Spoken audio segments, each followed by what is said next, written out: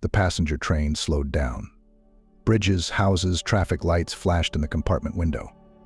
Looking into the compartment, the conductress said, "Approaching, parking 2 minutes." The man put his things in a bag and left the compartment.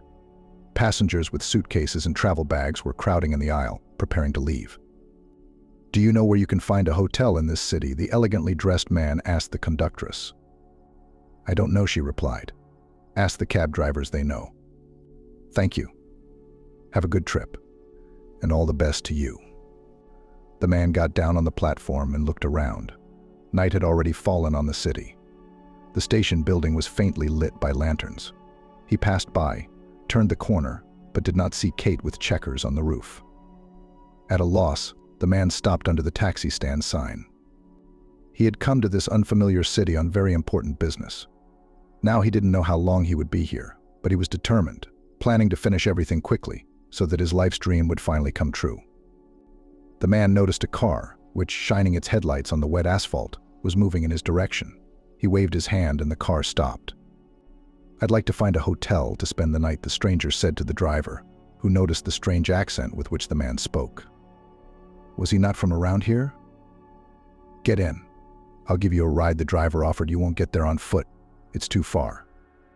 The man sat down on the back seat and thanked the driver. "But I don't give rides for free," he warned. Yes, I have money, don't worry." The passenger put his hand into his coat pocket and took out a colored bill. He handed it to the bomber. "And there is no Russian money?" the driver asked the passenger. "Unfortunately, no, I have just arrived, but if there is somewhere you can exchange it, I would be very happy. I only have euros with me, and I need rubles." The driver looked at the passenger carefully through the rearview mirror. Odd, even a little ridiculous, unsure, he had taken out a packet of euros and was now showing it to him, a stranger he was seeing for the first time in his life. Crazy or just plain stupid? Usually business travelers would kill themselves for the last penny and even ask cab drivers for a check to account for the trip, but this. "I know where there is an exchange office nearby. Let's go," said the driver, and the car rustled its wheels on the asphalt. After a while, the driver slowed down and, without turning off the engine, said, "Over there on the corner, you see it's lit up. They change currency there. Go. I'll wait here." The passenger got out of the car, leaving his travel bag on the back seat, and headed in the direction indicated. The man did not hear the driver quietly got out after him, and, trying not to stomp, followed the dark shadow on his heels. Not reaching a few meters to the exchange, the stranger stumbled, the laces on his boots untied. He bent down to tidy his shoes. Suddenly something heavy fell on his head. From the impact, a severe pain spread all over his head, and then came the darkness. The new day began with rain. A nasty, fall drizzle sowing on the ground like a sieve. Its drops dripped down the window, making me feel sad. This fall it rained especially often. It was as if nature was tired of the summer heat and drought, and now it was trying its best to recharge itself with life-giving moisture. Megan stared out the window, gazing out through the streams of rain running down the glass. Sam had just fallen asleep. The 5-year-old girl wrapped a piece of bread in a clean handkerchief, dipped it in the sweet tea, and brought it to the lips of the 6-month-old. "Here, suck the bread," she said to her brother in a quiet voice. "There is nothing else. Here, Mom will come and feed you." The child grabbed the roll with his mouth and began to suck zealously. The girl stroked his head. Gradually, the baby calmed down and fell asleep. Why hadn't she thought of giving him some bread soaked in tea before? She could have slept herself if he had calmed down and not cried all night. Megan looked out the window, standing on a stool. Her mother had left as early as yesterday. She still wasn't home. Aunt Kate from next door showed up in the yard. The woman put the doormats on the bench and began to dust them, taking one by one and putting the clean ones in a neat pile. The girl watched Aunt Kate. The kind neighbor sometimes fed Megan, bringing her from the yard to her house. When her mother gave birth to Sam, the girl stayed with the kind woman for a few days. Those were such happy days. Aunt Kate's house was always clean and warm. On the table was a vase with cookies and candy, and for dinner the neighbor cooked delicious meat cutlets with pasta. Aunt Kate also bought Megan pencils and a sketchbook, and in the evenings they drew together. The girl every time tried to depict on a sheet of paper her father, mother, and herself next to her brother. It didn't always work. That daddy was sad, that mom was ugly. and still she liked to visit her neighbor. At the end of the yard, Mom showed up. Megan rejoiced, pressed her face against the window pane. Her mother walked staggeringly, struggling to move her legs. Her hair was disheveled and her cloak was stained, as if she'd rolled in mud. "Chiara, you're drunk again." Aunt Kate shouted at her. "Shame on you." After all, a young mother, 2 children, began to shame the drunken woman neighbor. "Leave me alone, you don't get to judge me," Megan's mother snapped at her and strode unsteadily toward her driveway. "Oh no," the neighbor rushed over to her. "You're going to listen to me today, you asshole. Sam's been screaming all night. A 6-month-old baby in the arms of a 5-year-old girl for 24 hours. What are you trying to do? Kill the kids?" "Fuck off. It's none of your business." "Maybe it's none of my business, but I'll call the police and the guardianship office, so you'll know when the kids are taken away. Maybe then you'll get your head on straight and start thinking." "What?" screamed the drunken woman. "And you try to call, I'll burn your apartment with all your stuff." Oh, you scared me. Don't sleep in a drunken frenzy." The neighbor came close to the woman, shook her by the shoulders. "Grace, look what you look like. Look what you've turned into. You used to be a beautiful woman, smart, hard-working, and now you're just a slut and an alcoholic. There's no other way to call her." "Piss off," I said. The woman pushed her neighbor away and entered the entrance of a 2-story wooden barrack. Sighing, Megan got off the stool and walked down the hallway. Now her mother would fall into the house, fall to the floor, and have to drag her to bed, or she'd be lying in the hallway, unable to get up. Just as long as she didn't wake Sam, she thought. For as long as Megan could remember, her mother had always been caring and loving. She worked as a nurse at the hospital. From work, she would run to the daycare center to pick up her daughter, and then they would rush home together. Mom would cook dinner and Megan would twirl around her in the kitchen with her dolls. When Dad came home from work, Mom would set dinner on the table. Dad always joked a lot. He was a very kind man, and he loved Mom and Megan. Most of all, the girl loved it when he rolled her on his shoulders. And they also went to the yard together and Daddy would swing her on the swings. Then one day Megan heard some noise in the big room and came running to see what was going on. Her dad was twirling her mom around the room in his arms and kissing all the while. "Put it down." "I'm getting dizzy already," she asked, laughing. Dad put Mom on the couch and squatted down and stroked her belly. "Megan, you're going to have a baby brother soon," the man said, seeing that the daughter was looking at her and her mother with surprise. The girl sat down next to Grace. "Is he in your belly?" she asked her mother, but she did not answer, only smiled. "He's in my belly," my dear Daddy said. "Soon he will appear, and you will play with him, ride him in a stroller in the yard, feed him from a spoon." "No way." Megan pouted her lips. "I like to draw, but how could he?" "He can't until he's little. And then you'll teach him," said her father. After a while, Grace's belly began to bulge, growing bigger and bigger and bigger, turning into a huge ball. One day, the father found his daughter crying bitterly in her room. "Megan, honey, what's wrong? Did someone hurt you?" he worried. Daddy took the girl's face in his palms and looked carefully into her eyes. "Tell me who hurt you, and I will punish him." "My brother," the girl cried, sobbing. "What brother?" The father did not understand. "The one in Mommy's belly," Megan persisted. "How could he hurt you? He wasn't born yet." The man stroked his daughter's hair, trying to calm her down. "Let him not be born." Megan smeared tears on her cheeks with her fists. "Why not? What are you talking about? Don't you want a brother?" "No, I don't. Look how big Mommy's belly is. It'll burst like a balloon and she'll die," Megan sobbed again. Her father looked surprised at her crying daughter, but then he laughed and hugged her. "Silly girl, nothing will happen to your mom," he said.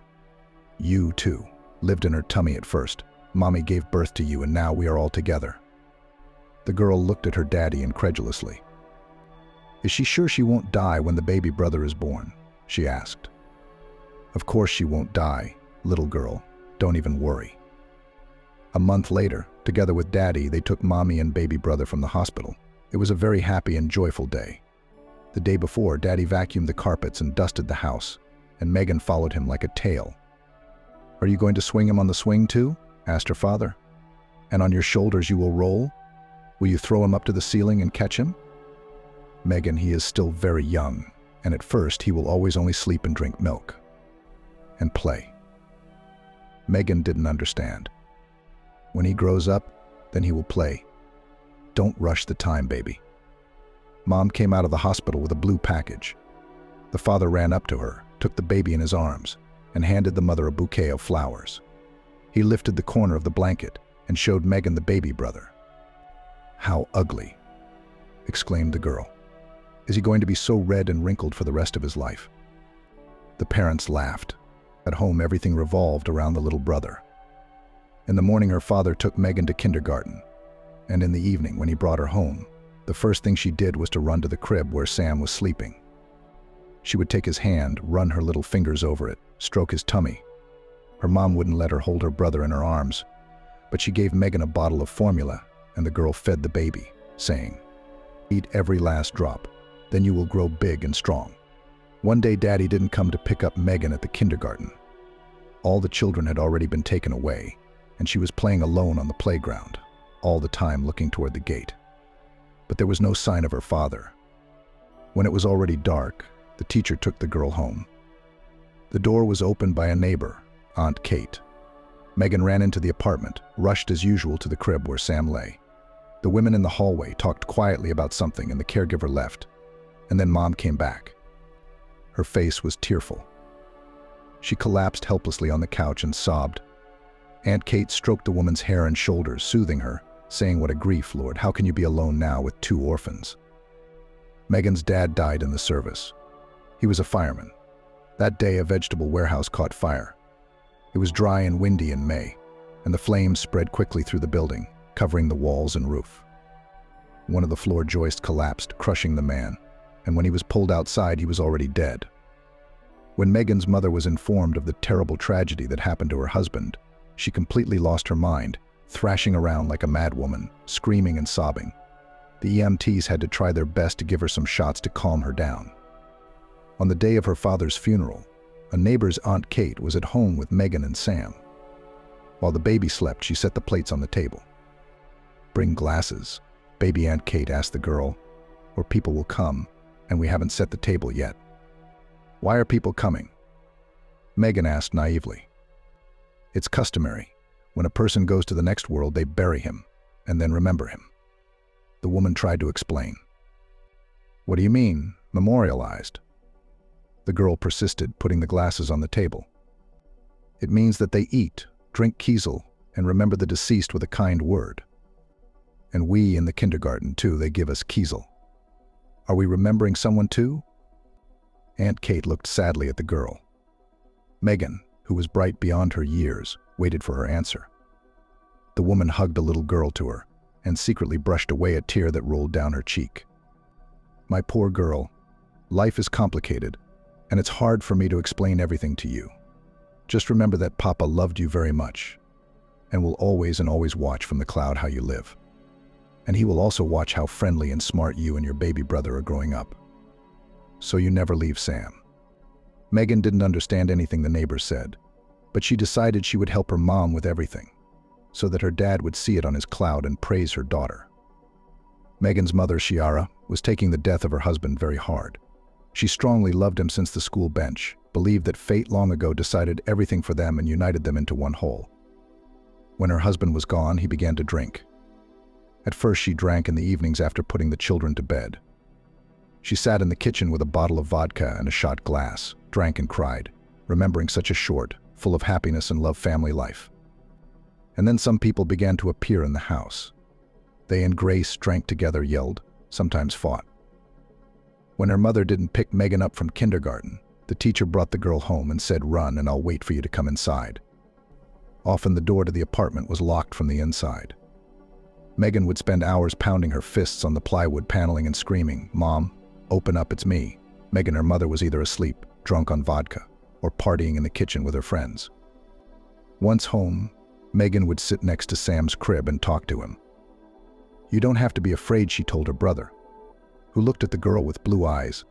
"Our mom is just a little sick. You'll see she'll get better, and everything will be like before." Megan learned to make her own formula, and when she wasn't, she heated a bottle of store-bought milk in a pot of hot water. Days, weeks, months went by, and Ciara never stopped drinking. On the contrary, the woman now began to disappear from the house for days at a time. She would return drunk and out of her mind, and most often, as soon as she walked through the door, she would collapse on the floor and lie there until she came to her senses. One morning, Megan walked into the kitchen. Her mother was washing dishes. It seemed to the girl that it had become the same. There were no bottles and shot glasses anywhere. The kitchen table was clean, and even the gingerbread was in a plate. "Mommy, we need to feed Sam," said the girl. "Now, my good girl, I'll heat up the milk and give it to my brother." Her mother poured milk from the bag into a clean bottle and set it to heat up on the water bath. "Do you want some tea, daughter?" "Pour, please." The girl sat down on a stool by the table and took a gingerbread. She thought only about one thing: if only no one had come to visit her mother and brought vodka. Finally, everyone was fed. Ciara started to get dressed. "Are you leaving, Mommy?" Megan asked fearfully. She knew Mommy would leave and then come back with a bottle, and she would be lying around drunk again. "No, honey, we're all going to go for a walk to the park together," the woman replied. "Get dressed and put a blanket in the stroller."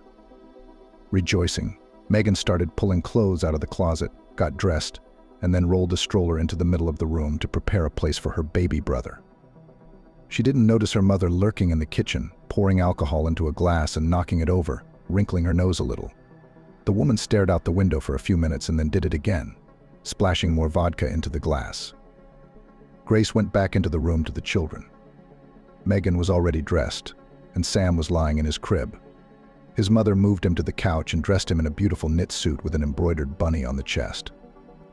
Then the woman went to the sideboard and took something out of a crystal candy bowl. Here she held it out to her daughter, put it on, and never take it off. Megan was holding a braided string with a small wooden horseshoe hanging from it. She obediently put the thing around her neck, but still asked, "What is this, Mother?" In her mother's hands, she saw exactly the same pendant on a braided cord. She was running her finger along the wooden horseshoe, whispering something quietly, as if she were talking to someone. The girl tugged Grace's skirt. "Mommy, what is this? Why do I have to wear this shoelace?" The woman squatted down in front of her daughter, looked her in the eyes with her alcohol-fogged gaze, and spoke. "These two identical pendants your daddy made a long time ago when he and I started dating. He had one and I had the other. And now I want you and Sam to have them, okay?" Megan nodded, though she didn't understand anything. "But since Mommy said so, let that horseshoe lanyard hang around her neck. Especially since Daddy made it." Grace put the second pendant around her son's neck and hid it under her knit sweater.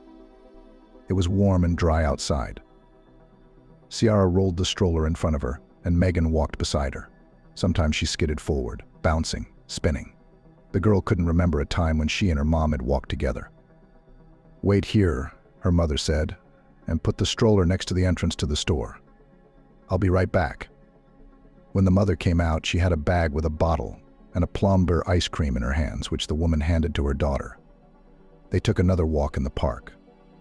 Ciara bought a ticket for the merry-go-round. Megan waved cheerfully to her mother as she sat on the horse, and the mother walked beside her, rolling a stroller with a sleeping Sam in front of her. Then her mother sat Megan on a bench, put the stroller next to her, and gave her a handful of candy. "Stay here and don't go anywhere," the mother told her daughter. "If she wakes up, there's a bottle of milk in the stroller pocket. Do you understand me?" Megan nodded. She watched her mother walk away down the park alley for a while, and then she was distracted by the children playing ball on the playground. She wanted to run around with them too, but Megan couldn't move away from the stroller her brother was sleeping in. Time passed and her mom was gone. Passers-by sometimes came up to the 5-year-old girl wondering why she was alone with an infant. "Where are your parents?" Unfamiliar uncles and aunts asked. "My mom will come soon. She went away for a minute," the girl answered. But Ciara was still gone. There were fewer and fewer people in the park. Sam woke up and cried. Megan wheeled the stroller back and forth next to the bench to calm her brother, while she stared at the end of the alley, wondering when her mother's figure would appear. The girl gave Sam milk from a bottle. After he had eaten, he sucked the edge of the diaper in his hands and looked at his sister, who was ready to burst into tears. Finally, she stood up determinedly and wanted to leave the park. "Shouldn't we go home? Mom's probably there," she thought. But at the same moment she sat down on the bench again. The girl was accustomed to obeying, so she decided, since her mother said to wait here, then she should wait. She took out a candy from her pocket, as suddenly she heard a voice. "Whose girl are you?" An elderly man with a broom in his hand stood next to the stroller. "Mommy's." Megan answered timidly. She was tired, very hungry and upset by her mother's long absence. "Why are you sitting here all alone?"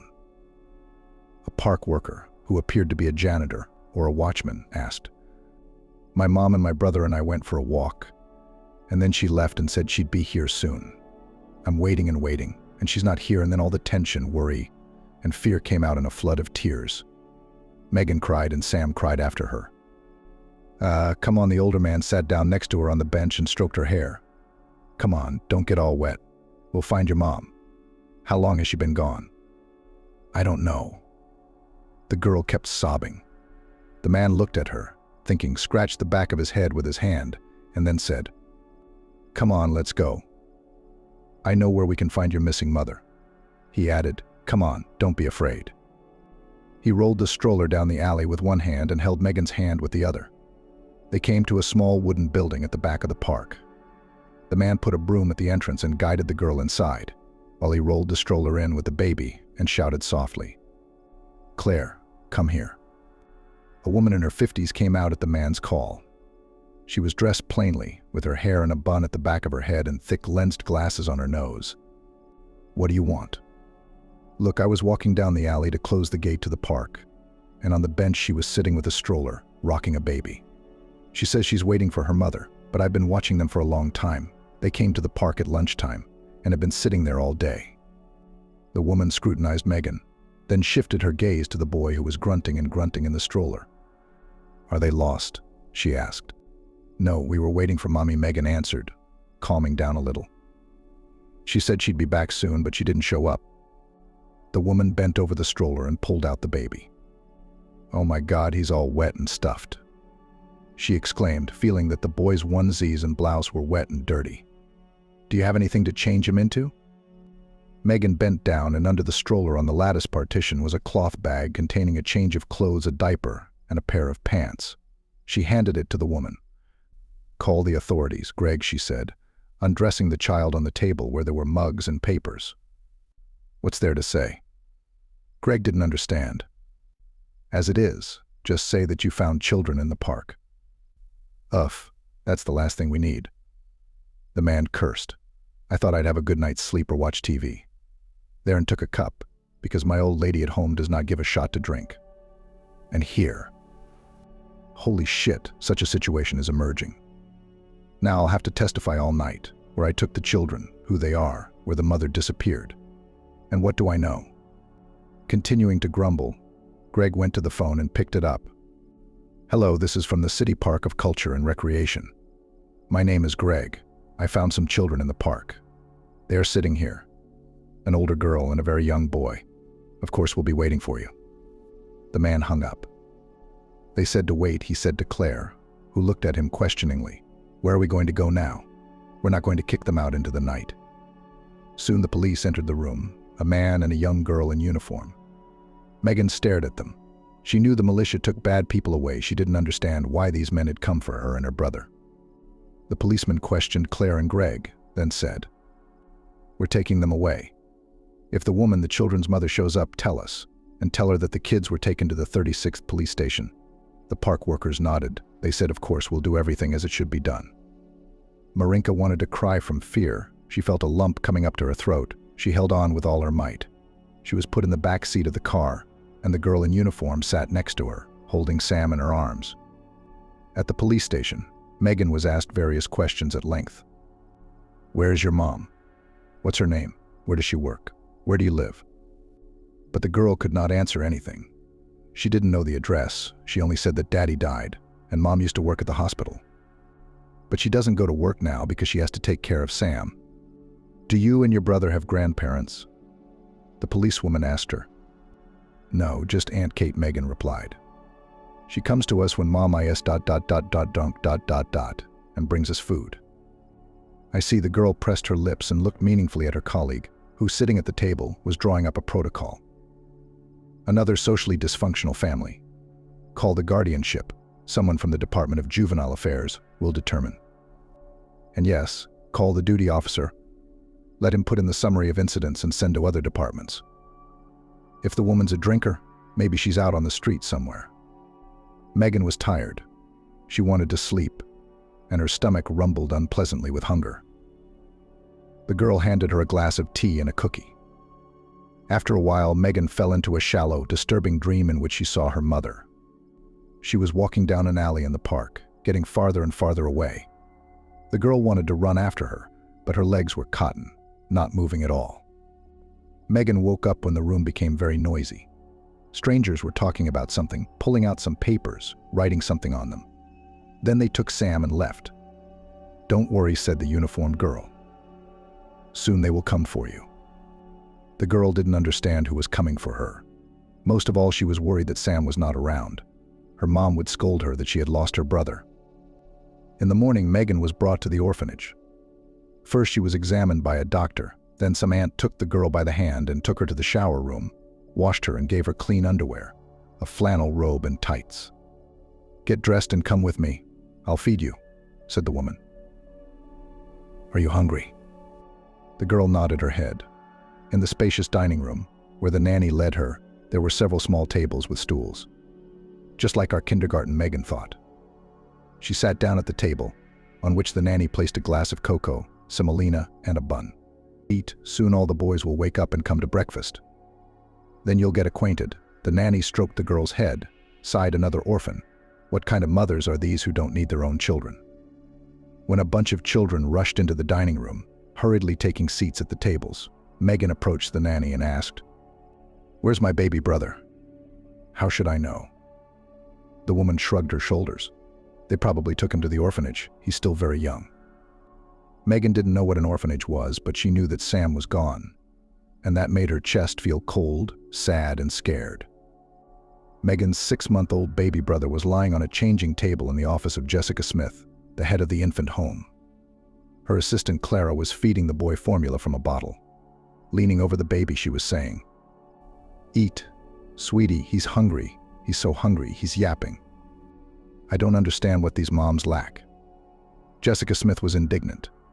How many years I've been working in an orphanage, and every time they bring such abandoned children, my heart bleeds. "You don't say. He's a sweet little boy," Clara nodded her head. Blue eyes, blonde hair. "He's healthy too." The doctor said after the examination that he had no health problems, that he was developing in accordance with his age. But his mother abandoned him, and where? In the street. "You're right. She could have brought it to the institution and given it up honestly. What if something happened to the kid in the park? What a thing to leave your baby with your 5-year-old sister." "I'd sterilize those mothers, Clara, so they couldn't have any more babies. You think she'll grieve, come running and beg me to give her kids to her? No way. She'll make more children on a drunken binge and then abandon them just like that." Jessica Smith turned away from the window, hesitated for a moment, and then said, "But it may be for the best." Clara looked at the superintendent in surprise. What good could it be? Now he would go to the orphanage, then to a boarding school, and then he would be alone in the whole world. No relatives, no loved ones. "What about you and me?"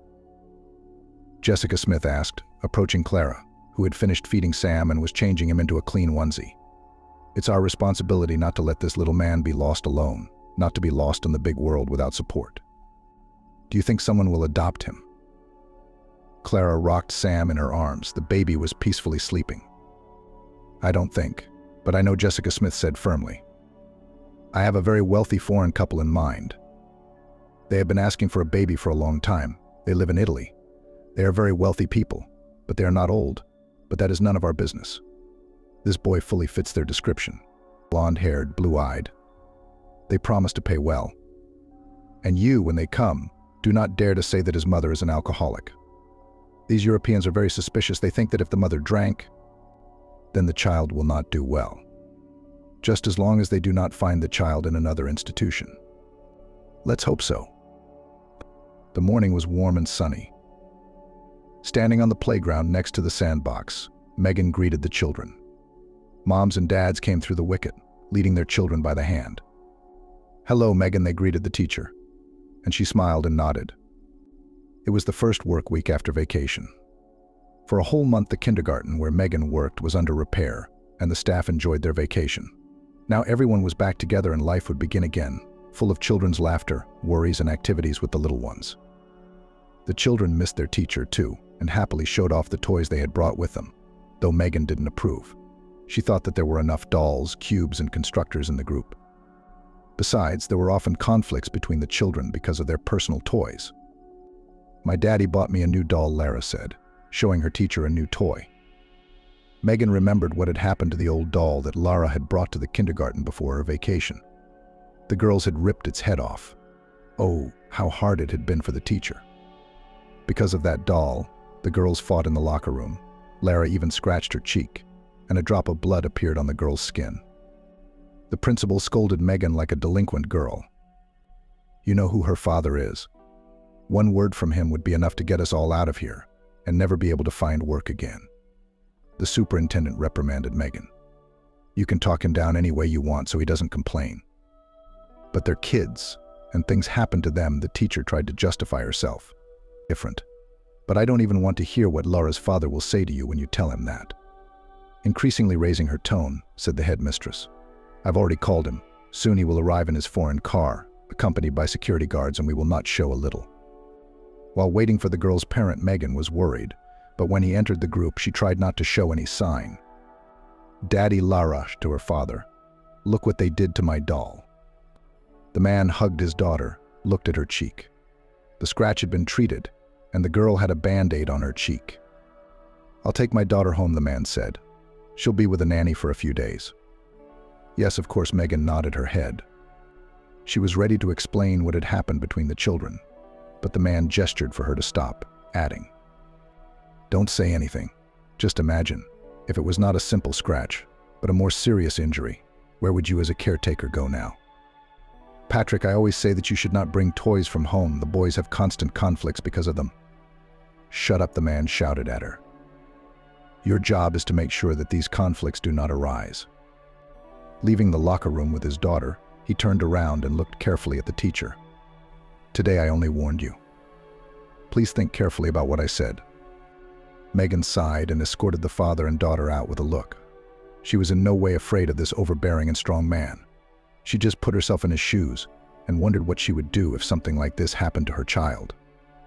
She would probably be nervous too, maybe even swear and yell at the negligent teacher. But Megan had no children of her own. After leaving the orphanage, the girl went to teacher training school for kindergarten teacher. Megan has always loved children, constantly fiddled with the younger ones, taught them to draw, mold plasticine, braided pigtails girls in the boarding school. And the little ones reached out to her. All day long, she played with younger children, which caused ridicule peers. "Look, our Megan again in the mother-daughter game." They laughed. "Megan, adopt them."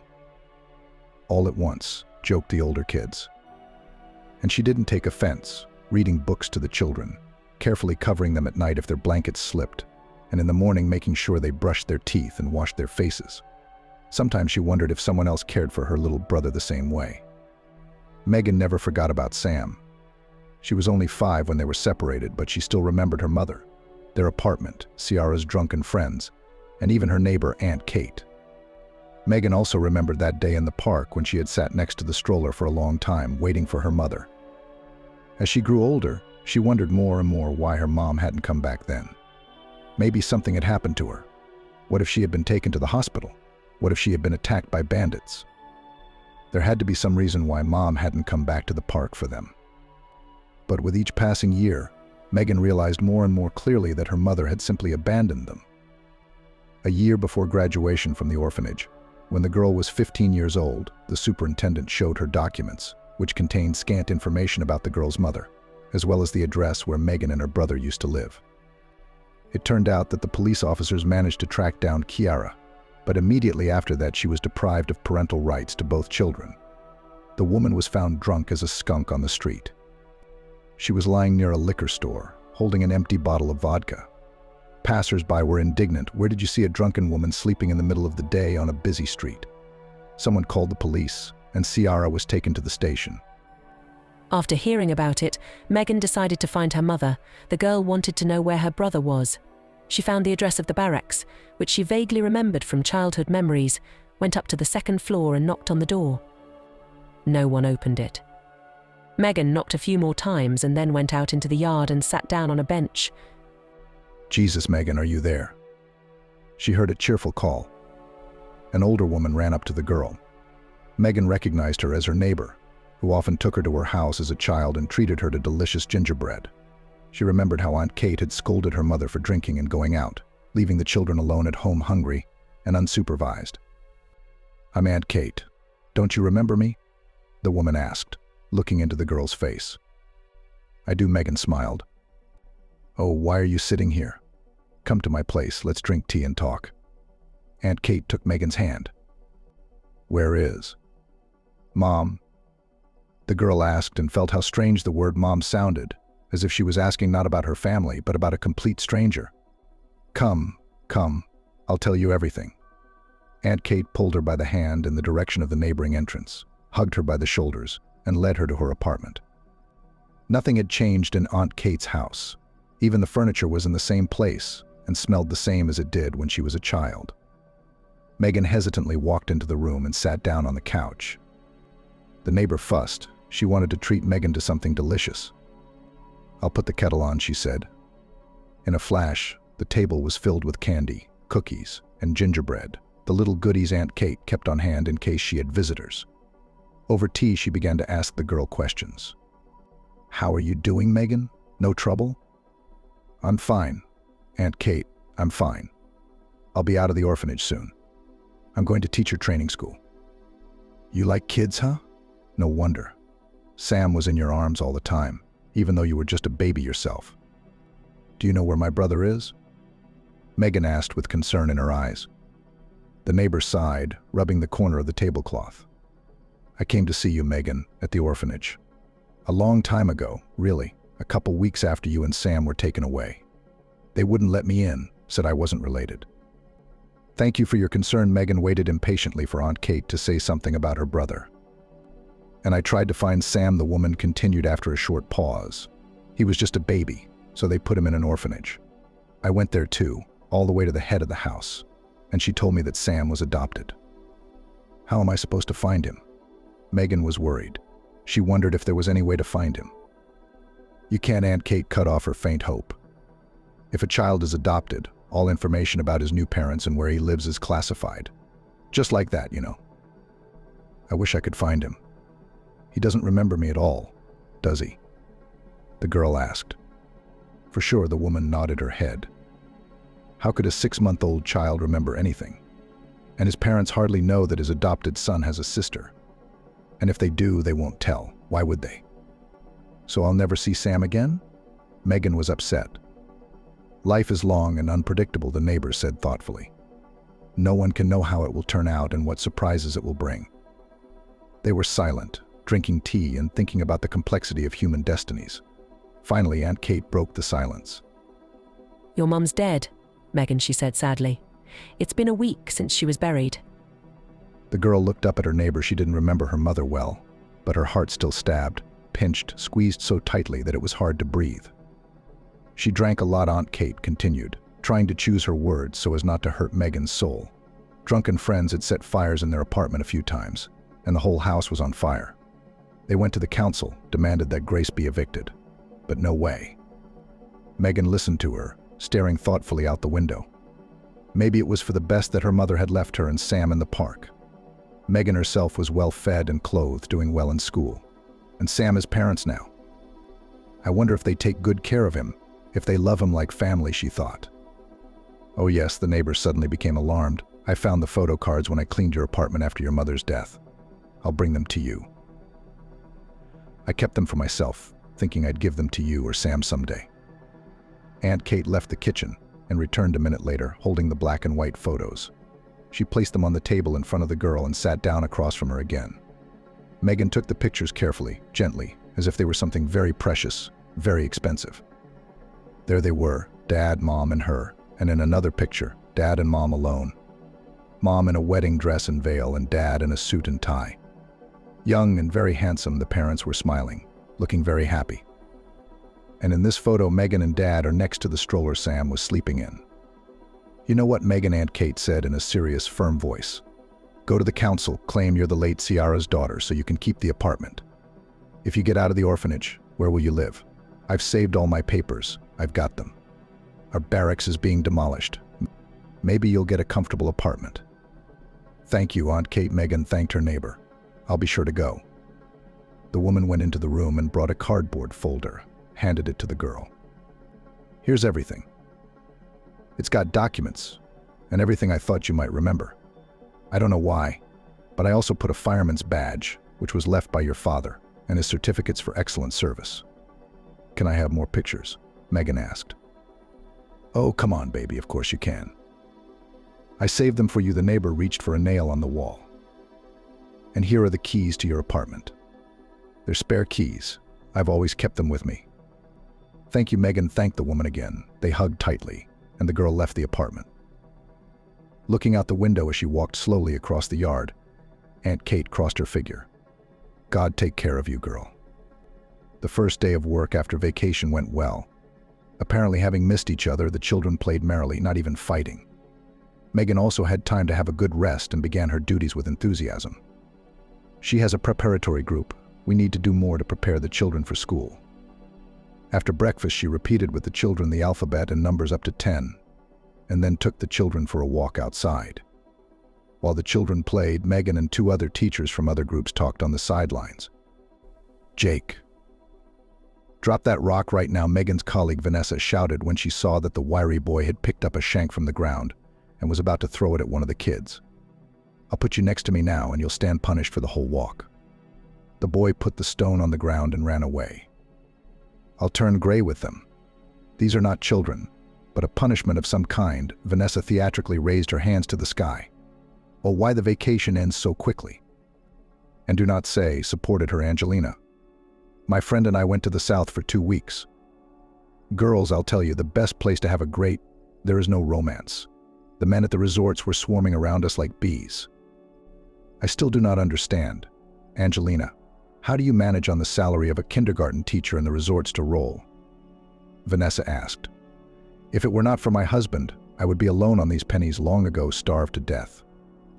You just don't understand anything. Angelina raised her finger up moralizingly. At the resort is not money is the most important thing. Yes? I wonder what is. No, of course, you need to buy a plane ticket, book accommodation, but you can do it all in advance, so you don't have to spend your vacation money later. Angelina sighed and folded her arms on her chest. At the resort, girls, the main thing is the bow. What Vanessa didn't understand, staring at her friend and colleague. What onions? Onions. Oh, you're dark, Vanessa. Sitting with your husband in a paneled 2-bedroom, nowhere to go, work, home, work, and people have long since learned to live in a new way. What's onions got to do with it? The teacher persisted. Onion means image. What image you create for yourself, so you will spend your vacation at sea. That's what you should spend your money on.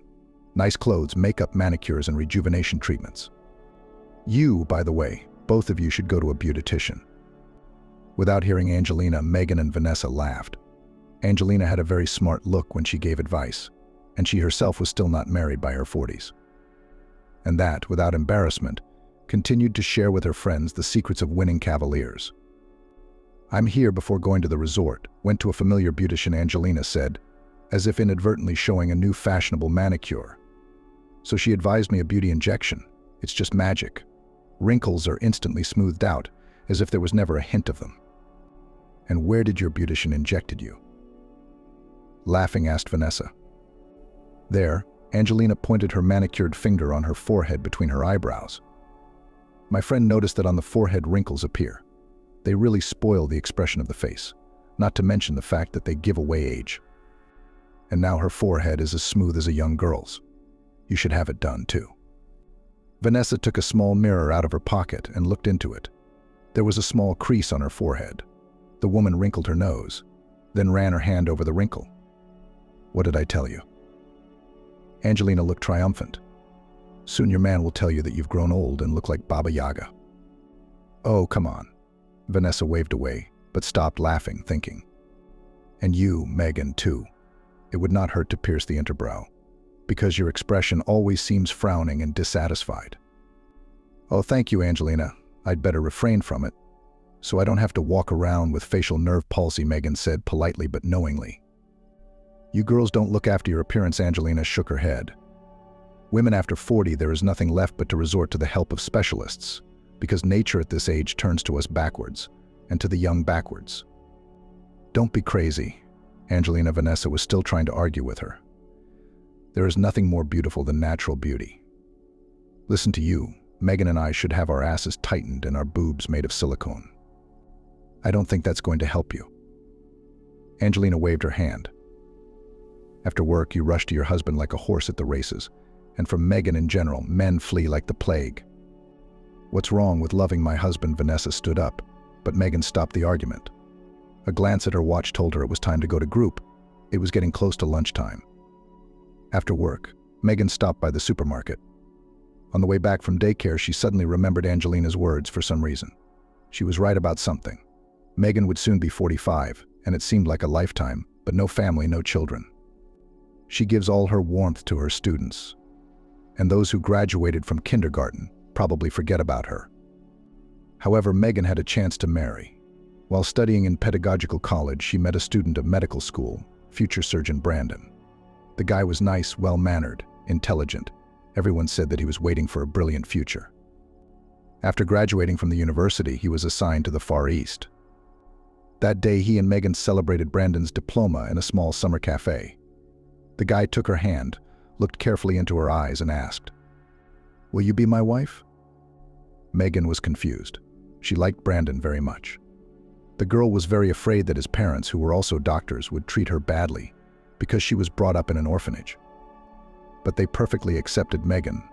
Never a word or a look did not express dissatisfaction with the choice of their son.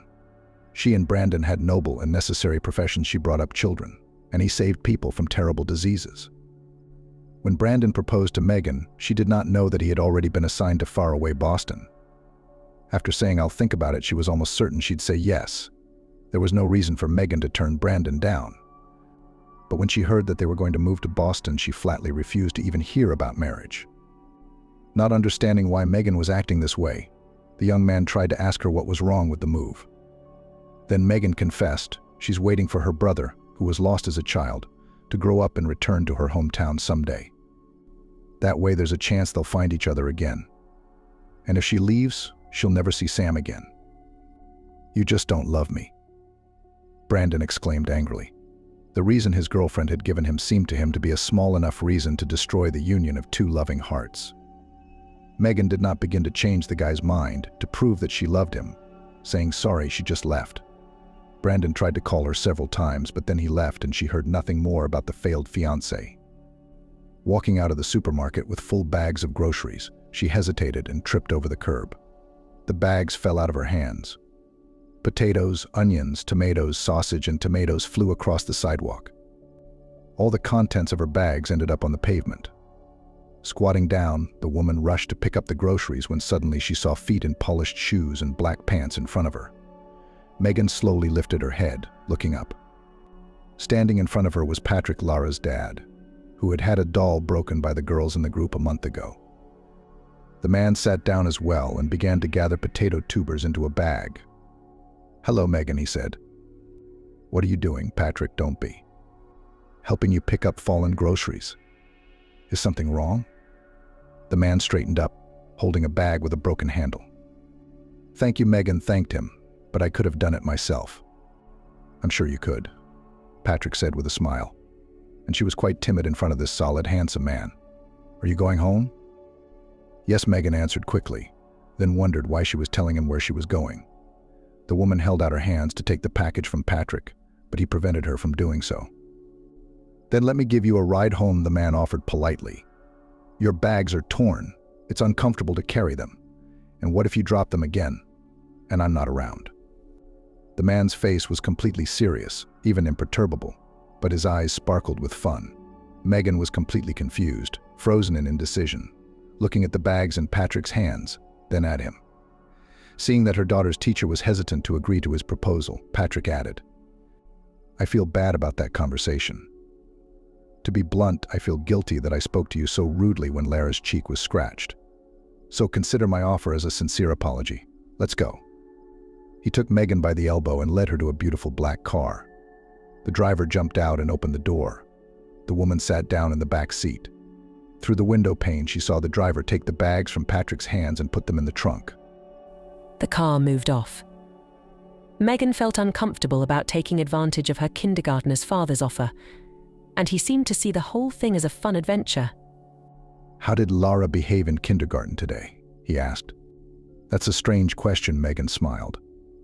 "Your daughter's behavior is impeccable." "I guess you just don't want to upset me." The man tilted his head slightly and looked at the teacher. "Her nanny is just a barrage of complaints about me when I come home. Lara doesn't eat her porridge well. Lara refused to sleep during the day. Lara stepped in a puddle and soaked her shoes." Patrick laughed merrily. "The porridge, the afternoon nap, and the wet shoes are minor things," Megan smiled. "Much more important, how Lara perceived her surroundings and people." "Really?" the man asked. "How does she perceive it all?" With curiosity, Megan answered confidently. "In this case, she's just studying the nanny's reaction. So she's getting an experience that fits into a simple pattern. If I do this, then this will happen. And I thought she was just messing with the nanny and testing her patience." The car pulled up in front of Megan's driveway. The driver obligingly opened the door and gave her a handshake, then pulled bags from the trunk of the car. "It was a pleasure giving you a ride," Patrick said, and shook Megan's hand. "Igor will help you carry the groceries to the apartment." Realizing that it was useless to refuse help, the woman didn't resist. "Goodbye," she said, and walked toward the elevator, feeling Lara's father's gaze on her back. Stepping out of the elevator, she opened the apartment door with her key and let the driver in. He strode resolutely into the kitchen, put the bags on the table, and, saying "have a good day," and left. Closing the door behind the guy, Megan kicked off her shoes and hung her coat on her shoulders. She looked at herself in the large mirror above the dresser in the hallway. "The wrinkle on my forehead is really noticeable," the woman thought, and ran her finger along the skin between her eyebrows where a shallow crease was visible. Angelina was right. Megan wasn't doing well with men. Everything in her life seemed fine. Aunt Kate, a neighbor in the barracks, had advised her to go to the city council to apply for privatization. A few years later, the barracks was demolished, and all the residents were given apartments in a new 9-story building in a bedroom community. True, by that time Aunt Kate was already gone. Megan, who then lived in a dormitory pedagogical school, was very happy to have her own apartment. As soon as the occupancy of the apartment building began, she moved in and began to organize the apartment. Megan herself glued wallpaper, chose furniture, bought dishes. She hardly knew how to cook, as the orphanage did not teach her how to cook. So in the evening she learned recipes for different dishes, finding them on the internet. Sometimes her friends from the pedagogical school came to her, and they organized parties. Often the girls came with their boyfriends and brought friends to introduce Megan to them, but nothing much ever worked out for her with the opposite sex. After getting a job in a kindergarten, the girl generally immersed herself in the process of raising other people's children and forgot about her personal life. After Brandon's proposal to marry him, she realized that the man who would be next to her would always demand attention only to him, and Megan dreamed of finding a brother, the nearest and dearest person on earth. Her Sam. Quiet time in kindergarten was a time when the kindergartners could not only eat lunch, but also chat. So this time Vanessa, Megan, and Angelina sat down at the table and shared news. "Yesterday I found a website with so many great cosmetics," Angelina said, munching on a cutlet. "I bought so many things: masks, balms, and rejuvenating creams." "Good for you," said Vanessa. "Only you when you meet men. Leave your passport at work." "Why is that?" Angelina did not understand, and that they did not find it and the year of your birth did not see. "Then you know masks and injections will not help. Your young suitors will run away, shining their heels." Vanessa laughed merrily, and Megan, looking at the stretched face of Angelina, smiled. Vanessa and Angelina were always teasing each other, and it was fun to watch them bicker. "By the way, you don't care what you look like, and I'm going to keep up the good work," said Angelina, fixing her hair. "Our brand has been on the market for 100 years. "That's a great slogan for you," Vanessa continued to tease her friend. "Or it could be despite 100 years of experience. I'm still functioning. Come on, Angelina waved her hand, pouting. The woman wanted to change the subject, so she turned to Megan. It's your birthday coming up, isn't it? Isn't it? You're not wrong, Angelina Vanessa said without letting Megan answer. And not just a birthday, but an anniversary. 45, the woman is a berry again. How are we going to celebrate Megan? I don't think I'm going to celebrate. Megan tried to dismiss her friends. Yeah, that's how we let your birthday get washed out. No, we'll celebrate it properly. Angelina wagged her finger at Megan. Why don't we go to a restaurant? My husband and I have not been anywhere for so long. You forgot to add, we haven't been anywhere but the couch. Angelina interrupted Vanessa. No restaurants. It is no longer relevant, and in general, there is boring and there are no decent free men. And our Marinachka Vladimirovna should urgently look for a beau. Megan laughed. Too serious were the plans for her anniversary among her friends, and she had not even thought about how she would celebrate the anniversary. Girls, but I do not want to cook anything. Fuss. Think about how to have fun. I'll buy a cake, a bottle of wine. We'll sit around when the kids are in group. No way, Angelina squealed. You don't want to organize anything, don't. Vanessa and I will organize everything ourselves, right? Vanessa had no plans to organize the party. She wanted to come to the restaurant ready to have a good evening. But Angelina's look was so convincing that she had to nod her head. That's right. Do whatever you want, Megan agreed. She never celebrated her birthday, never invited anyone. Last year she'd bought herself a bottle of wine and brought a box of chocolates from work, donated by her co-workers. She sat at the table in the kitchen, set the pictures she'd once taken from Aunt Kate in front of her, poured the wine into a glass, drank, and sank into the thoughts that troubled her. For a long time, Megan had searched for her brother Sam on social media, but then she realized it was a pointless endeavor. If he was adopted, they could have changed his first and last name, and even his date of birth. Sam might not even know he had an older sister, and she, seeing him, wouldn't even recognize him. It had been so long since she'd seen her brother.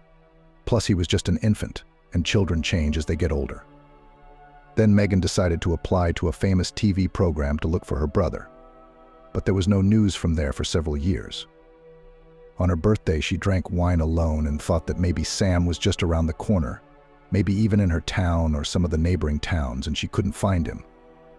Megan was brought out of her brooding state by Angelina. She shook her by the shoulder. Ali, wake up, enchanted. Excuse me, girls, I've been thinking. We're asking you what to get you for your anniversary. I suggest beauty products or a certificate to a beautician, and Vanessa says money. I don't even know, Megan replied uncertainly. That's what I'm saying. Why do you need money? Where are you going to spend it? Your paycheck alone is enough. There's always something to spend money on, Vanessa argued. Oh, don't be ridiculous. Angelina waved a hand at her. If you knew where you could spend it, you wouldn't be wearing the same boots for the third year. Well, you've got a nerve, Vanessa took offense. Girls, stop fighting and arguing over nothing. I don't need anything. Megan tried to reconcile her friends. I don't need anything. But the active and active Angelina could not be stopped. All right, let's do neither you nor me, she said to Vanessa. Let's give Megan a gift she'll remember for the rest of her life. I have an idea. As they talked, the quiet time flew by. It was time to get the kids out of bed and serve the afternoon snack. The women went off to their groups. Megan spent the rest of the day working with the children in the group, and then took them outside. It was a nice day, and the children scattered around the grounds playing catch-up and ball. Gradually, their parents came and picked them up one by one, taking them home. When all the children had been taken away, Megan was picking up the toys left behind by the children. Suddenly, she saw Patrick, Lara's father, walking down the path. Hello, Megan, the man greeted her. Good evening, Patrick, and Lara has already been picked up by the nanny, said Megan, surprised that the girl's father came to the kindergarten, and even so late, when all the children were already taken away by their parents. I know. The man stopped next to her. I just really wanted to walk you home.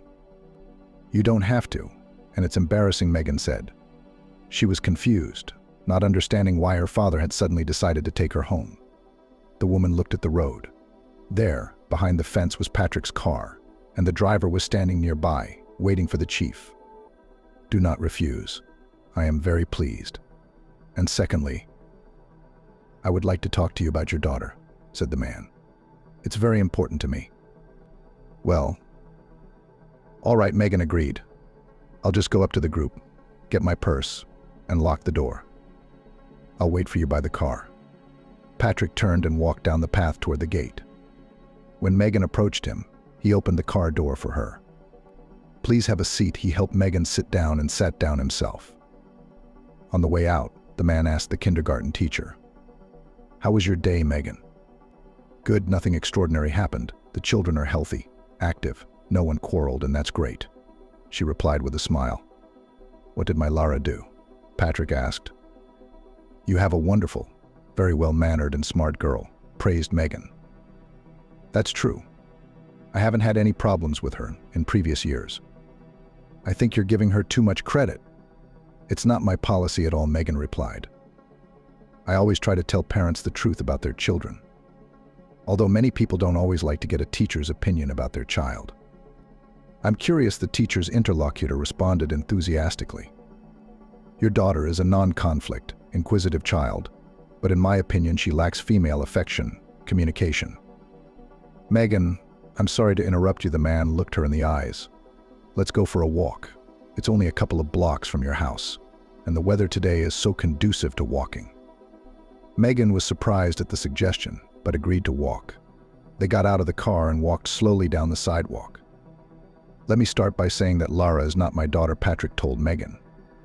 "Then whose is it?" "My own little sister.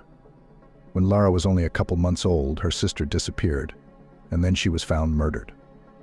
"That's awful," Megan said with a shrug.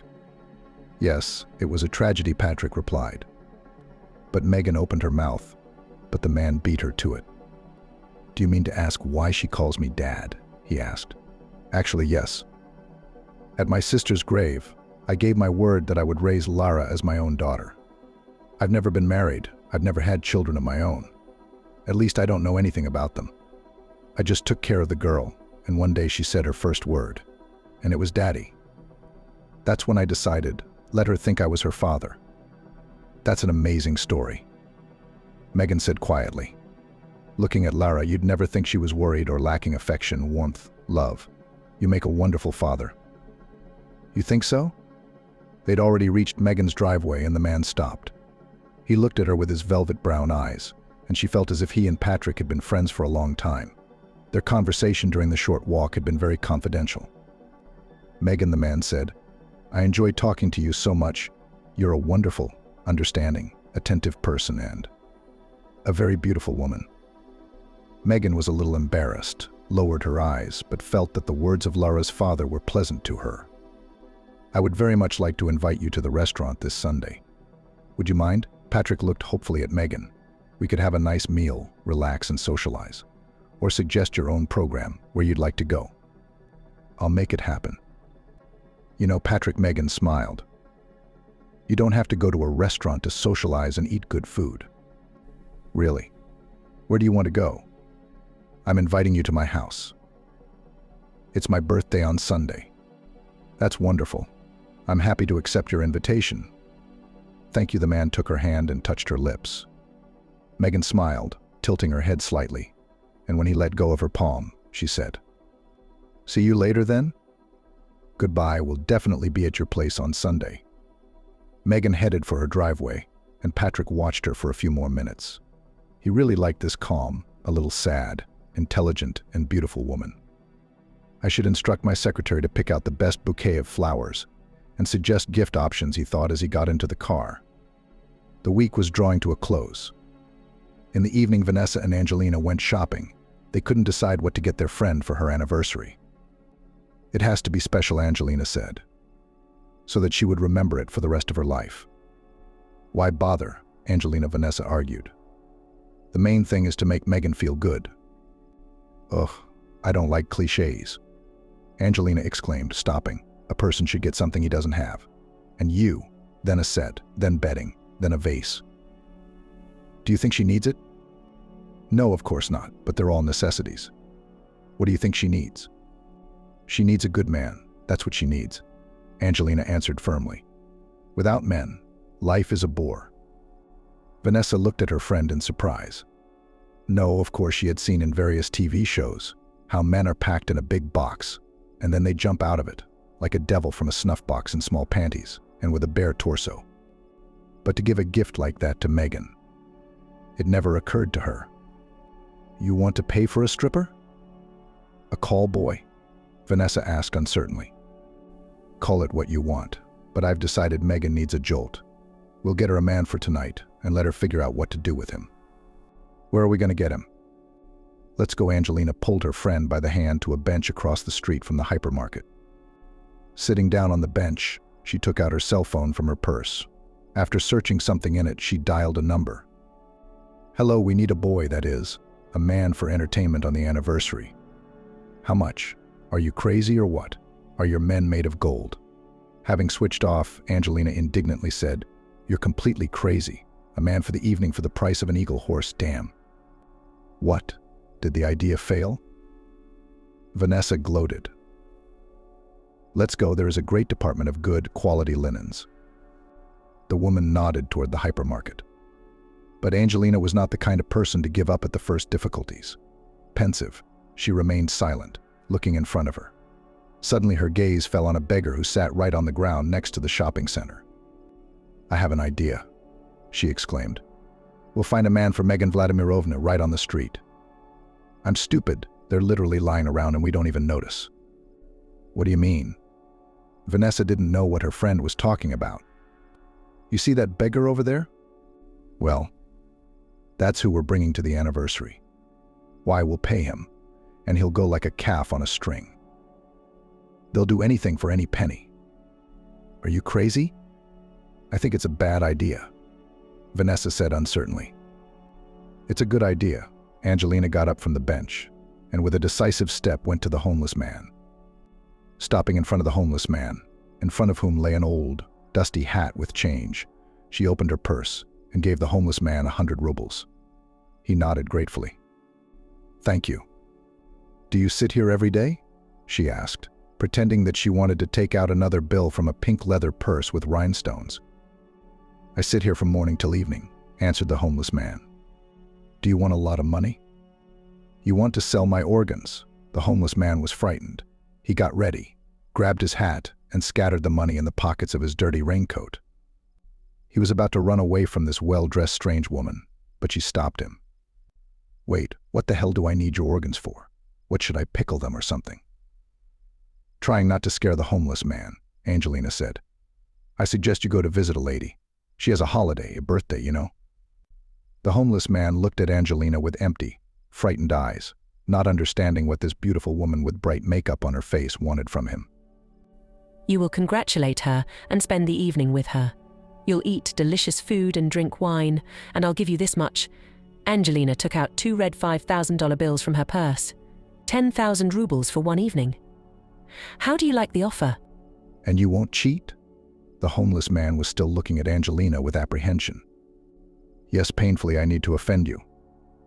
You already out, life offended. On the contrary, you will help me, and I will help you. The homeless man nodded his head. That's good, that's the deal, Angelina rejoiced.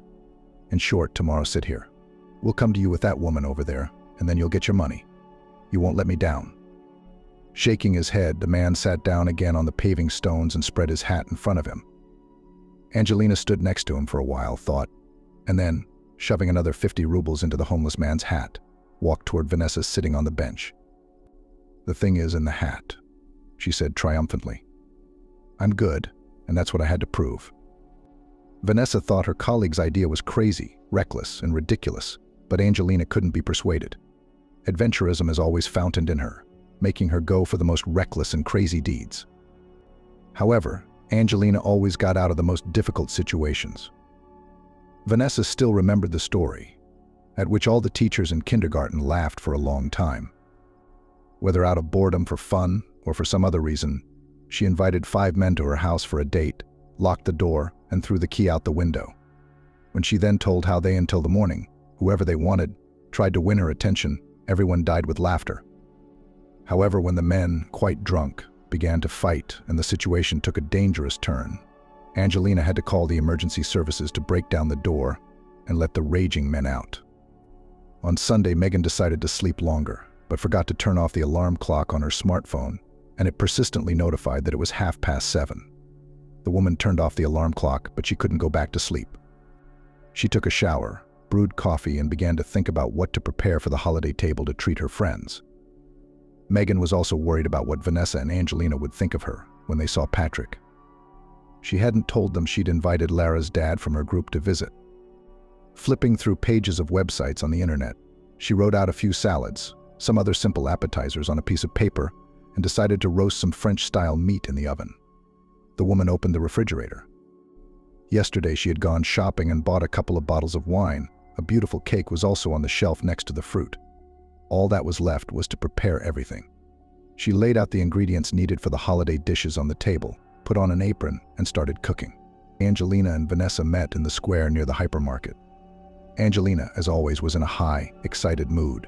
She was anticipating how Megan would be impressed by their surprise. Vanessa, on the other hand, still thought Ricky's idea was stupid. I understand, to introduce her to a good man, decent, with a normal job, but you're dragging a bum to her. Oh, believe me, tortured men make the best husbands. At least they're grateful, like dogs picked up off the street. I'm amazed at you, Angelina. You have an answer for everything, and it's hard to argue with you. Don't argue with me, just do as I say. Let's go, there he is. He is sitting there, little dove, waiting like a sweetheart. Angelina giggled and went towards the homeless man, who was sitting in the same place as yesterday. The man, seeing Angelina, got excited, jumped up from the paving stone, stretched out in a string. "Hello, sufferer," cheerfully greeted the homeless man. "What's your name?" "Alex," said the man. He scratched his thickly stubbled chin and bent down to pick up his hat. Take the money. Throw this junk in the trash. There's no need to carry unnecessary dirt from the street." The homeless man obeyed and then followed the women. Angelina brought her friend and the strange beggar to her house. "Take off your shoes on the landing, because my floors are washed," she told him, "and throw off your clothes right away." Angelina gave the homeless man a large bag to put his things in, and then led him into the hallway, looking him over from head to toe. For a minute it occurred to her that the clothes on the man were expensive, high quality, but they were very dirty and even torn in some places. The sweater had once been snow white, and the jeans had an almost obliterated but recognizable label of a famous brand on the back. "How long have you been homeless?" she asked. "About a month," the man answered. "I'm not from around here, I came to." "Spare me the details of your nomadic life," Angelina interrupted the homeless man. "Anyway, here's the bathroom. There's a towel, a razor, soap, shampoo, everything. Anything you might need. Go wash up and get cleaned up. Got it, Alex? Shit, is that a name or a nickname?" The man said nothing, walked through the bathroom door and locked himself inside. "Why did you lock yourself in?" Angelina shouted, laughing. "You think we're going to watch you? Yeah, we haven't seen your stuff, have we?" Vanessa poked her friend in the side. "Why are you doing this to him? He may be homeless, but he's a human being." Angelina ignored her words and went into the room. She opened the closet and thought about what to wear as a gift for Megan. "Well, Vanessa, shall we wrap our present in a pretty wrapper?" Angelina was having a lot of fun. Everything that was happening was an exciting adventure for her. The woman stood on a stool and pulled a large box from the mezzanine. "These are my late daddy's things," she said, nodding at the neatly folded shirts, pants, and jacket. The box even held my father's underwear. I don't know why I haven't thrown it all away. I can't bring myself to do it. From the bathroom, I heard the voice of Alex, the homeless guy. "Women, there is a robe hanging here. Can I put it on?" "Go ahead," shouted Angelina. A few seconds later, the homeless man appeared in the hallway, wearing a satin pink robe that barely covered his buttocks and did not fit over his chest. Angelina laughed, unable to contain her emotion. Vanessa smiled, saying glamorous. Alex was embarrassed. He crumpled in the doorway of the large living room, scrutinizing himself in the mirror. The women noted that after the laundering, the man looked quite decent. He looked no more than 40 years old, though at first Vanessa thought he looked about 50. Smoothly shaved with combed blonde hair, the man smelled of shampoo. Okay, come here, Angelina called to him in a commanding tone. The woman started pulling clothes out of the box. Socks, underwear, pants, shirt, tie, fell on the couch. "Let's try them on," she said, pulling out her father's family underwear in front of the homeless man. The man hesitated, clearly embarrassed. "Could you turn away while I'm getting dressed?" he asked, looking at his employers with an embarrassed look. "Look, Laris, the Baron are shy," Angelina laughed again, and then added, "Okay, relax, we are in the kitchen, if anything." The women left the room, leaving Alex alone with a mountain of clothes left by Angelina's late father. When the man entered the kitchen, they stared in amazement. The homeless man looked decent enough, his suit fit neatly, and his blue shirt matched the color of his eyes. "Wow," Vanessa said in surprise. "And what did I tell you?" Angelina said triumphantly, pleased with herself. "Washed, combed, dressed up. What is not a handsome man? Would you like some tea?" The homeless man did not refuse. He sat down at the table, and Angelina put in front of him a cup with fragrant tea and a couple of sandwiches on a plate. The man happily munched on a bun and sausage, drinking his tea. Finally, Angelina put the cup in the sink and said, "Stop eating, we're going to visit. There, and fatten up." She looked at her watch and started to get ready. "We still have to pick up the flowers, let's hurry up," she said to Vanessa and Alex. Angelina was anticipating the emotions of the upcoming evening. She drew all kinds of pictures in her imagination. But most of all, she couldn't wait to see Megan's face when she found out that they had brought her a real street beggar as a gift. Vanessa thought the idea was silly, but being excited by Angelina's excitement, she decided to see what would happen. Standing on the doorstep of Megan's apartment, they shoved a bouquet of roses into the homeless man's hands. Vanessa pressed the bell button. A beautiful trill sounded, followed by footsteps. Hi, the friends shouted together when they saw a dressed-up colleague in a white collar dress with styled hair. Here we are, and not empty-handed. The guests walked into the hallway. Angelina poked Alex painfully in the side, who, confused, hesitated from foot to foot. He flinched and held out the bouquet to the birthday girl.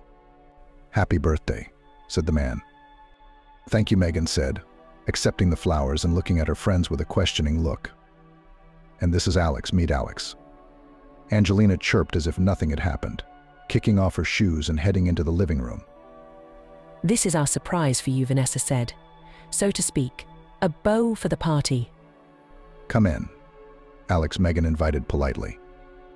In the center of the room stood a table covered with a tablecloth, on which plates, cutlery, and several salad bowls with appetizers were arranged. The pleasant smell of meat wafted throughout the apartment. The guests sat down at the table, and Megan put the flowers in a vase and joined them. "Alex, could you pour the wine?" she asked, handing the man a corkscrew. He took the bottle, stared at the label, and said, "For a holiday for such beautiful women, you need a different wine."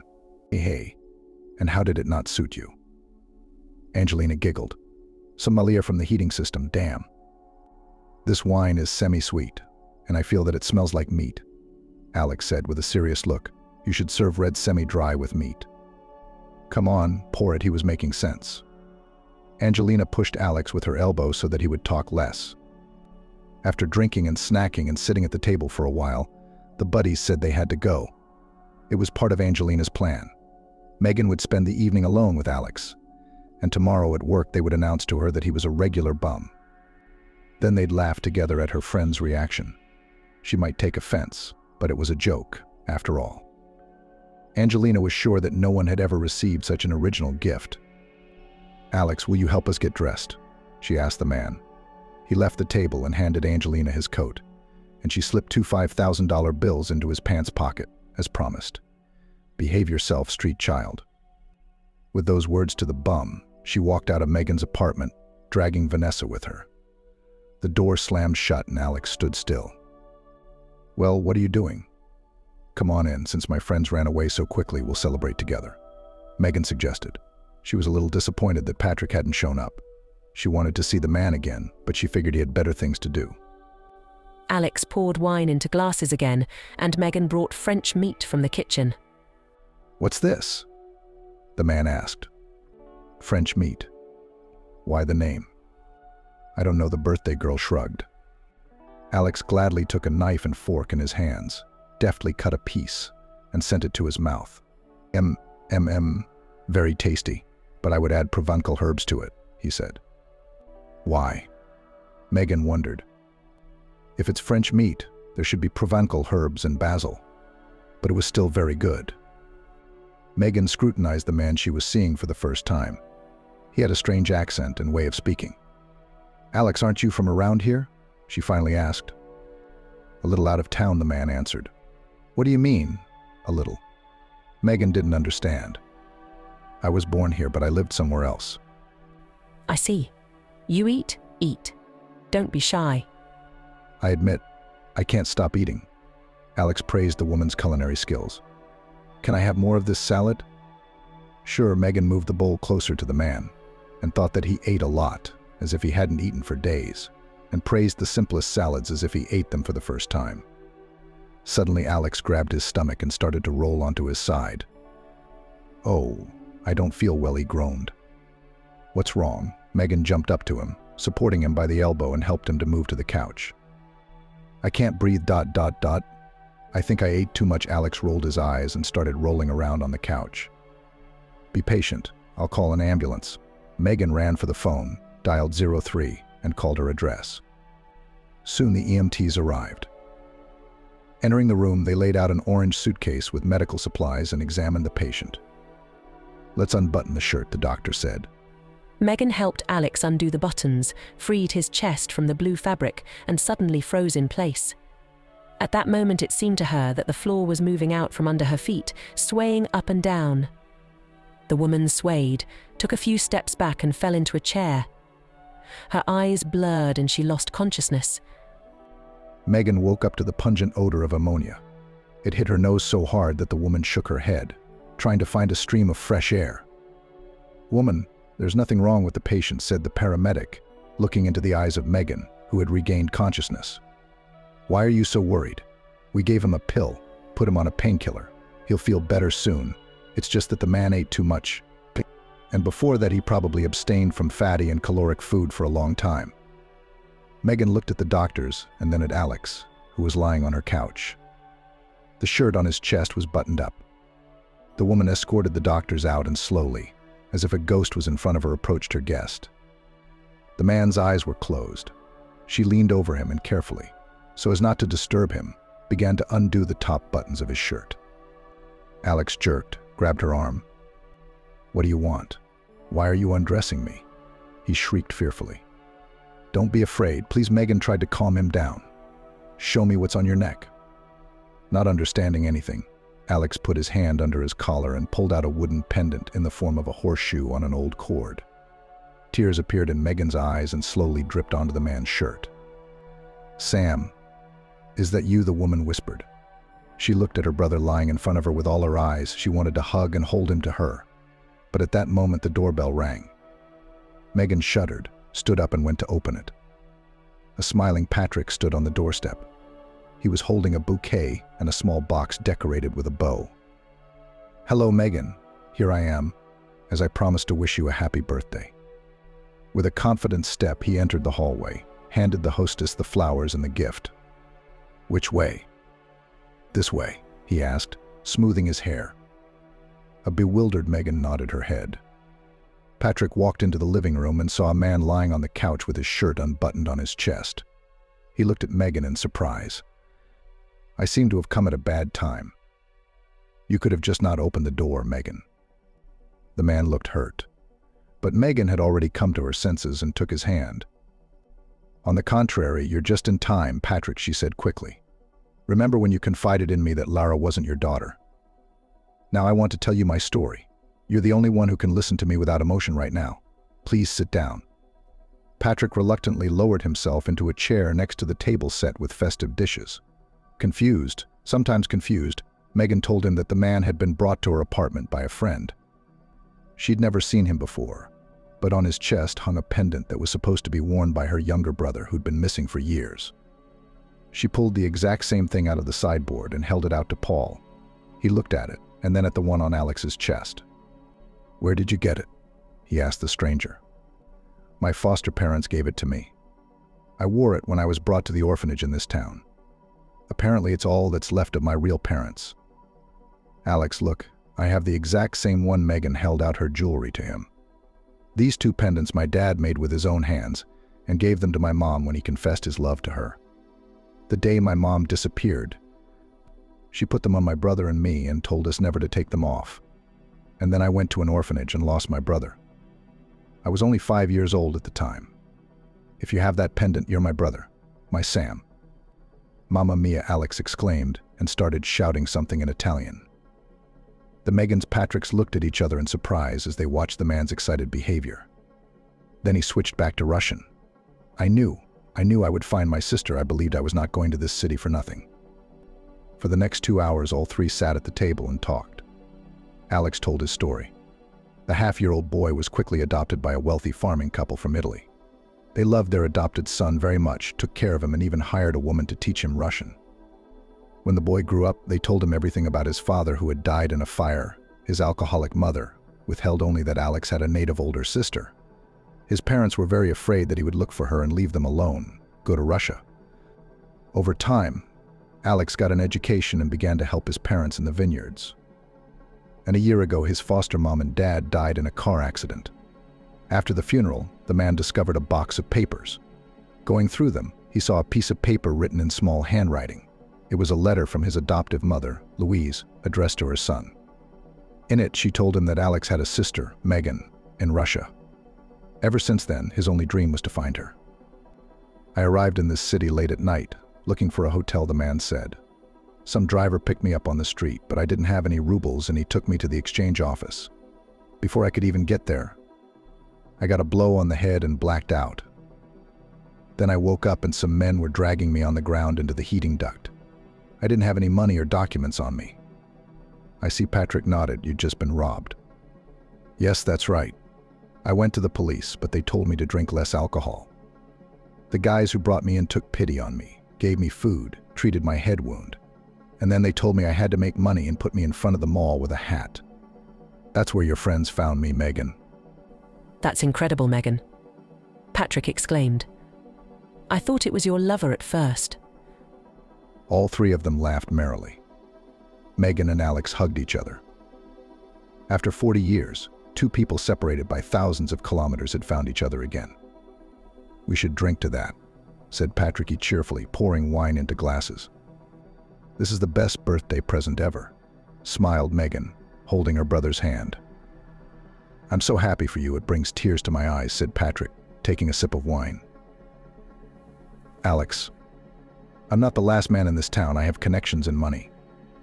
Sam wanted to object, but Patrick made a warning gesture with his hand and continued. Let me finish, please. So, I will definitely help you to restore all your documents, and then I'll help you get a job. If you want, even in my company, I need people fluent in different languages. But Alex shook his head. Thank you, Patrick, but I'll be going back to Italy. My home is there, my vineyards, the life's work of the people who raised me and educated me. I can't just leave everything behind, and Russia is already a foreign country to me. As you know, in any case, always ask for help and just call. I will be very happy. And you should definitely come and visit me in Italy. It is a very beautiful, hospitable country. Alex answered. Patrick said goodbye to Megan and Sam, hugged both of them, even kissed them on the cheeks, completely moved by the incredible story of brother and sister. Closing the door behind him, Megan went back into the living room, pulling some pictures out of the sideboard. They hugged each other and looked at the pictures, looking at the faces of the people who had given them life many years ago. A month later, Angelina, Vanessa, and Patrick and Larochka saw Megan and Alex off on the train station platform. Vanessa had tears in her eyes, and Angelina was saying something to keep from crying. Don't forget about us. We helped you find each other. The woman gibbered. Patrick couldn't take his eyes off Megan, as if saying goodbye to her. She had become a close friend lately, and he liked her a lot. Taking her hand, he spoke softly. I will always look forward to seeing you. A loudspeaker announced the arrival of the train. Megan and Alex grabbed their suitcases and hurried to their carriage. Seeing the happy brother and sister boarding the train, the people seeing them off waved. Dad, do you think we'll see them again? Lara asked her father. We will see them again, he answered, hugging his daughter. He had already planned to take advantage of Alex's invitation and go to Italy together with Lenotchka during the winter vacation.